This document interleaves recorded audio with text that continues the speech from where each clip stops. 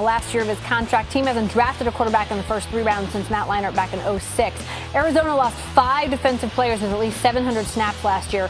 That's probably not going to help the team with the longest active title drought in the 4 major sports. And Britt McHenry holding down the fort in the desert through the draft for us. So a lot of quarterback talk when you talk about that 13 spot, Britt. How did Bruce Arians address quarterbacks today?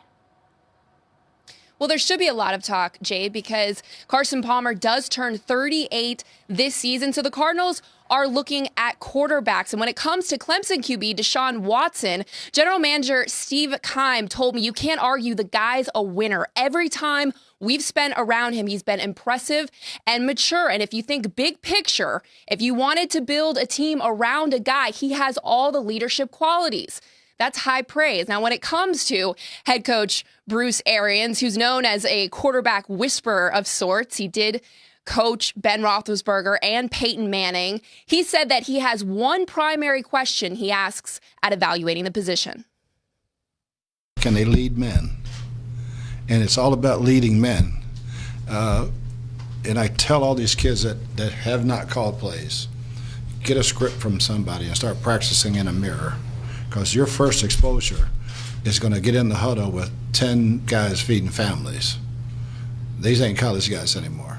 And if you're stammering and you can't call the play out, they're going to get the out of here. All right, we can't win with him. Now, if you can get in there and call the plays, have a decent snap count, get up there and run the play, all right, this guy's got something, because your skill will show. But you still have to lead men.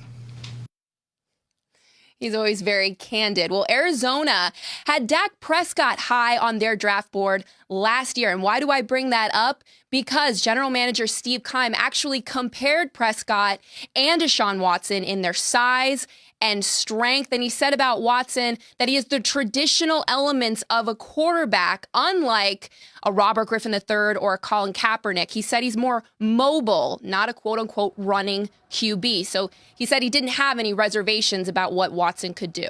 All right, Britt McHenry with the latest from Arizona for us. And look, candid was the word that Britt used. BA does not mince words. No. When it comes to quarterback being leaders, are you in agreement with him there, Coach? Total agreement. Work with Bruce in Kansas City.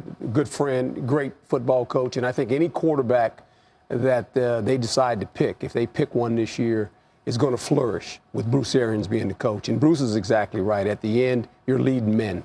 And you have to be able to walk into that huddle and really convince those guys, hey, I'm the guy.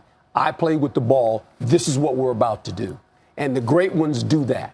Besides being accurate and all that other stuff, knowing the plays, can you lead them? Will they follow you? Hey, right. you had a couple guys you followed. Yeah, there's no question about it. In this day and age, communication is a key. And we, with cell phones and tweets and text messages, a lot of the younger generation doesn't have the skill to communicate. So walking into a huddle and being able to communicate, and it's not a place of arrogance. Arrogance to me comes from fear. It's a place of confidence, yes. which means I've been blessed. I know that I've been blessed, and I've worked exceptionally hard to get here, but I can communicate that to my guys, and we can go out and win this thing or play this way together. And so BA is 100% right. I've been in that huddle when a guy walked in there that didn't know what he was doing, and he's 100% right. We all looked at him like, oh, my gosh, we can't win a game with this guy. No faith. Absolutely none. So communication becomes a real skill set that will take you a long way. And the quarterback position, you better be able to communicate with your